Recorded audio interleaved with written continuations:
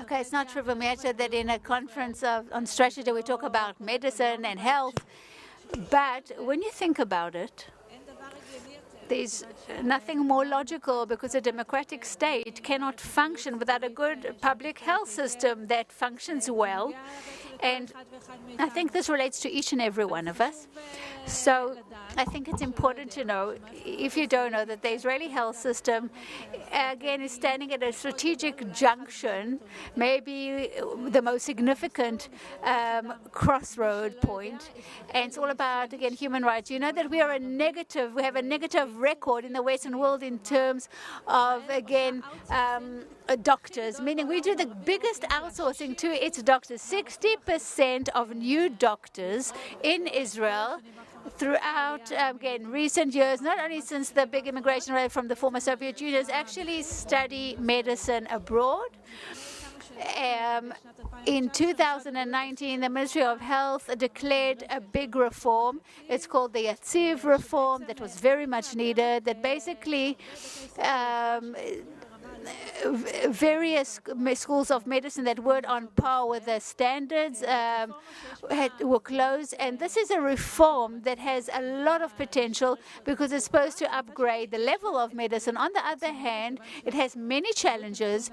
Look at this figure. About half of those students who learn medicine abroad and come to Israel learn in countries that were actually not qualified or not on par with the standards that were set. So again, we have a drastic decrease in medical licenses, and we'll start feeling it soon. I mean, it impacts all areas of life, because there's just, not enough doctors, and they are very much needed in the health system.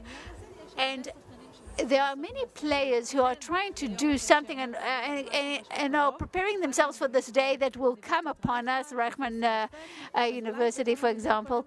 But Professor Afek, Arnon, as you wanted me to call you, tell us, what is the significance of the shortage of doctors that is soon to come upon us? Let me say that many of these doctors who will be disqualified from now on, that will not flow into the system, go to the periphery, and it's another, again, issue that the periphery is also going to be affected. Thank you, Ronny. Thank you so much for being willing to come. I think you have, again, been with the health system for many a year, and you were pretty gentle in what you said. But 67% in Barzilai, there are doctor students. Again, this is the Yatziv reform that you mentioned. I mean, it will not be qualified. I mean, that could be that they're excellent, by the way, some of them at least, but they learned at a certain standard, which is, I would say, under the standard, and they will not be doctors.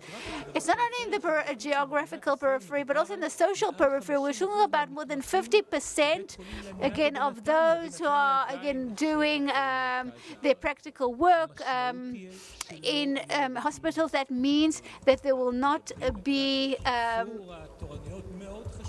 enough doctors. And of course, they're talking about cutting down the different shifts in terms of hours, but how will there be enough, workers?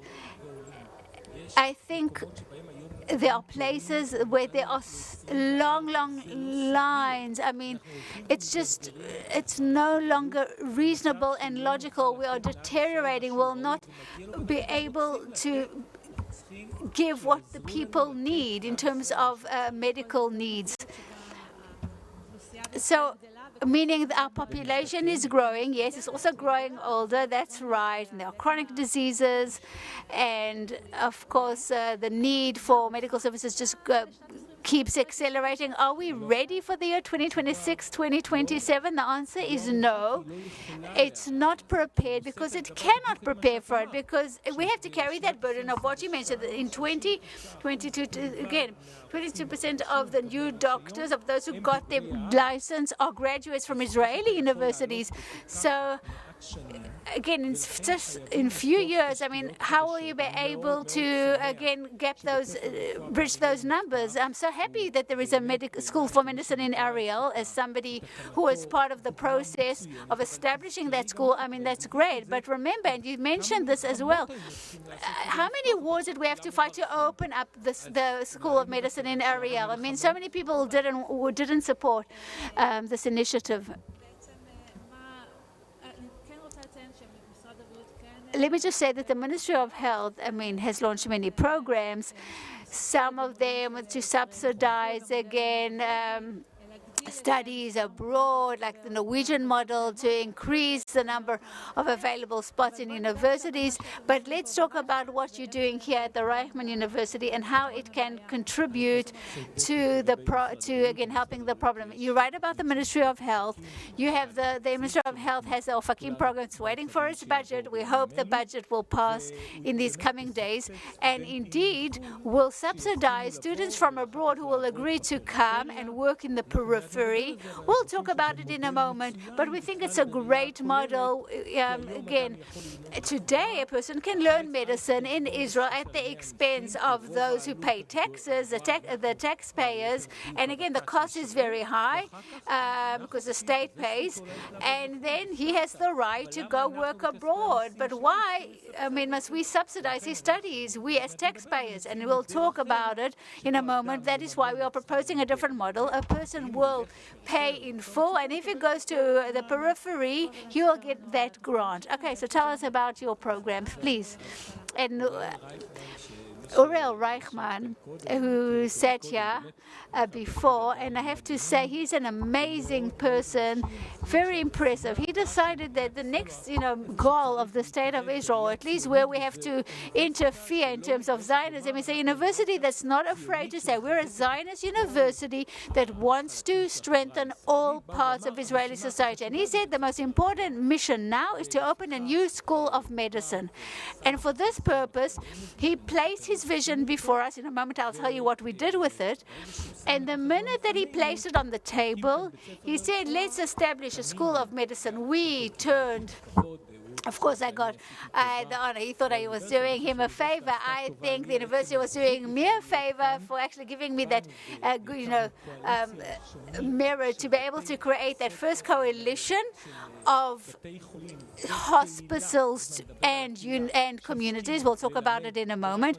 Who were willing to again teach at Reichman. Everybody signed, including the Sheba hospital, that they'll teach at Reichman again beyond what is taught in other places. We didn't deprive anybody of anything. Again, Maccabi, Klali, they came from the community. Rabin Schneider and Sheba agreed to be part of, again, that consortium with the Reichman University to open up a whole new school, innovative school, the purpose of which will be to educate, again, the doctors of the future, not just to teach, but to educate. And we thought about this word. What does it mean to educate? What do you mean? It means that if today I will teach something, right, within 2 or 3 weeks, it will no longer be relevant, meaning I have to educate a person to be able to know how to study on his or her own, to be curious, to have the tools to know how to learn and to acquire skills. I see, I see some of my colleagues who sat here before. I was always in the front lines. I remember as a student, I asked my lecturers questions that I thought were intelligent. I mean, that's the end. I mean, this period doesn't exist. We have to teach people how to, again, learn in small groups, in interdisciplinary groups, so that everybody will enrich everybody, not have that same model, people from the natural sciences, meaning we don't want to just open up a school of medicine. We want to create some sort of a change in perception, meaning in how we teach and how we teach medicine, and then part of the way we teach things, some of it is really primitive. Let's talk a bit about some criticism. There has been criticism about this idea, because some saying this will be a private school of medicine, it will turn to the richer population. So And further criticism is that we won't really solve the problem of shortage of doctors, because I mean, we need clinical fields. So if we need more clinical fields, we can expand the existing schools, right? So let me answer the more simple question. As I said, let me just point out that even today, the majority of medicine students come from the top percentiles, even those who go to study abroad in those very well-known universities have to bring money from their home. I mean, it's become a profession of the rich, and you have to, improve your matriculation grades for years and not work and be able to get a high psychometric grade, etc. True. So what we want to do, by the way, those who study abroad do pay a lot of money, but we really do want to come and suggest to the Ministry of Health, since it already has the Ofakim program, to invest in those students, and that will be the stage where they only start learning medicine, and they'll say to them right then and there, we'll give you the cost if you commit and sign that you'll be working in the periphery. That is why I think it's so much more fair and so much more just that if we fund I don't know how much the sum is, 60 or 70% during the clinical years, and then you'll go and work in higher tech. Okay, it's your merit, but why do I have to fund this? That is why what we're saying, that our model is much more just, it's much more social, and it will support the periphery so much more. And if those who have money and people want to go abroad, whether they study here or abroad, those same people will be able to continue to study. Meaning you want the state to give you support through the tuition fees, not to the university, but to the students. It's a difference in model. I know it's not very popular among my colleagues in the academy. Instead of funding the university, fund the students if they are willing and commit to work in the periphery. So they have to, do the universities have to commit to some sort of again, different mixture or blend of students? Absolutely. We want to give credit to those who contributed to the State of Israel. Again, I'm not embarrassed to say that I'm a Zionist. I want people who served in the IDF and were combat soldiers and contributed beyond the 3 years that we have to contribute, as far as I'm concerned. And we have to give them credit. People from civil society, from the Arab society, and I wish from the ultra-Orthodox, who contributed to the state in different ways. It could be through national service. Maybe they established some sort of an NGO. I'm not talking about a short-term voluntary, just to put that V in the box, but people who really did contribute of their time. And I think that through that diversity, I mean, that creates power to the State of Israel. It will be a better school of medicine, because people will study together, people will teach each other. Did you think about, again, those acceptance terms, the terms of, I mean, does it make you, if you have 750 and only 700, I mean, isn't it a shame that on base of this we accept people to study medicine? Is something that you will change, the terms? I mean, there are so many. I mean, there's a limit to how many fights or wars you can wage at the same time. Now, I know what the spirit of the Reichman University is. Of course, it supports contributing to society and Zionism. We will have to discuss this, of course. You have to remember at the end of the day, maybe in future we'll have to open these pre-academic programs to be able to promote people. People need skills, especially English. One of the biggest barriers is English. And if we want to promote people, you can't be a doctor without knowing English, because all the literature is in English. So you have to see how to do this. I'm not saying we have solutions for everything, but it's, I think, something very important. So, let's talk about the clinical fields, okay? This is an urban legend, by the way. That does not exist. There is no problem of clinical fields in Israel.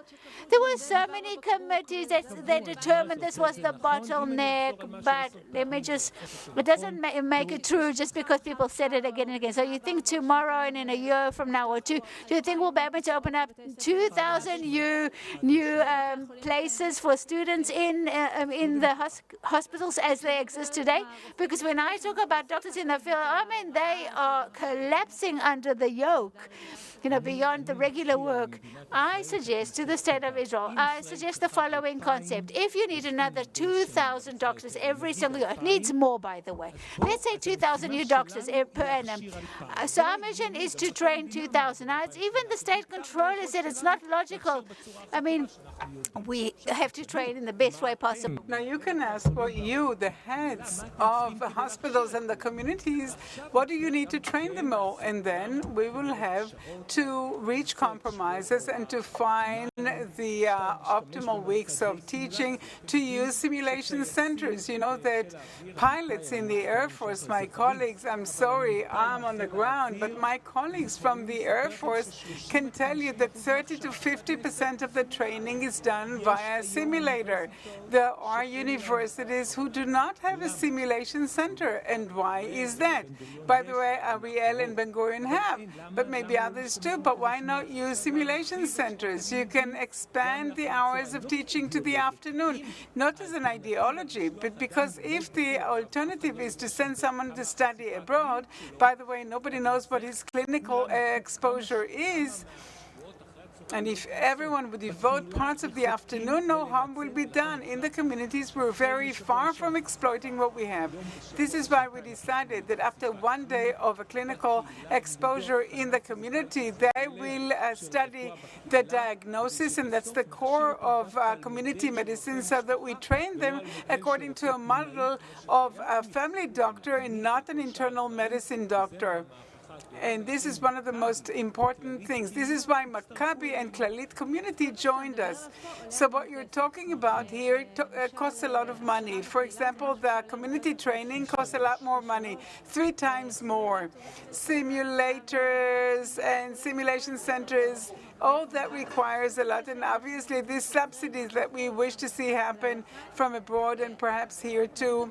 Have you seen in the recent state budget any news about the healthcare budget? I will remain in the head of the founding dean, I hope, of a school. We do need to get approvals. I learned how to be politically correct, but I would like to be the founding dean, and I will not be the acting chairperson of the directors of hospitals. I agree with you in my second head, but in the academia, a lot more resources would have to be invested. By the way, when you talk to the Minister of Health and Education, they all understand it, but ultimately, some of the money already exists, and you have to bear in mind that it doesn't happen overnight. And we're talking about innovative models for the teaching of medicine. It's true. What about VR? We are opening a VR laboratory, big data. These things hardly exist elsewhere. And I will ask you, is it possible that the Ministry of Health fell asleep here? We didn't hear Shasu holding the health portfolio, fighting for health as it fights for studies in yeshivas and other topics. How are all those grand and grandiose programs that sound terrific? It appears in the basic lines of the government to reach 2,000 medical students. And I was very happy to see that. I understand that that's a process that will take time. And even when I say that there aren't any problems of clinical fields, and the more accurate say of saying it is that there's no problem teaching 2,000 students more based on what we have, and the addition of VR and simulations, all that would take time. So they don't have to give us all the budget now, but definitely we need budgets as well. So this is money that is invested in growth, because to bring up a doctor means money invested in growth and not money wasted. I'm very happy. I'm sure that we would like to add you to the spokesperson's team of the new medical school here. So if you talk about the younger generation, let's talk about the interns, no longer students. How many years can you wage a struggle that the public intuitively supports? An intern that has a shift of 26 hours cannot treat patients properly. There's a lot of empathy, but on the other hand, so many wedges driven in the works. Is very often from within the system. Why do we fail constantly, and what is your position on it? So first of all, I think that the interns are right, and we should shorten their rosters. They we should do it in the right way and find ways, because no less important is passing the baton in the system. And if I didn't like it, what difference would it make? The new generation is different. So to establish this medical school, the curriculum as an innovative worldview, we took interns, young people, along with mentors who are usually professor emerituses, and the interns designed the program. It was approved and corrected by the mentors. Hence, the program is going to be very innovative, that is suitable for the younger generation. We have to find a way, and here I'm wearing another hat. We placed a realistic program that says having them come later on that day, and then we'll be able to shorten their shifts and lower or remove at least the morning hours so that they have the ability to rest and to come more refreshed to their shifts. I'm happy that Sefi and the Ministry of Health adopted it, and I'm even more happy for what we said, that first of all it would start in the periphery. Had it started in the center, Sheba and Rabin and Ichelov would have no problem. But there's no way that anyone would go to Perea. And I think that that's a major step forward. It's not enough, but let's start with something. Because if there aren't any medical students, that too would not take place. So it's critical for the State of Israel and its future to open our school, to open the school in Weizmann and the Haifa University, and expanding the existing schools. All these things must happen, and everything is possible. Just give us the means that we're asking for. I get the signal. We must conclude. I wanted to ask you about the role of Sheba as a medical center that views itself as having a national role and what its job in bridging the gaps, but we'll suffice with what we've had, and thank you very much.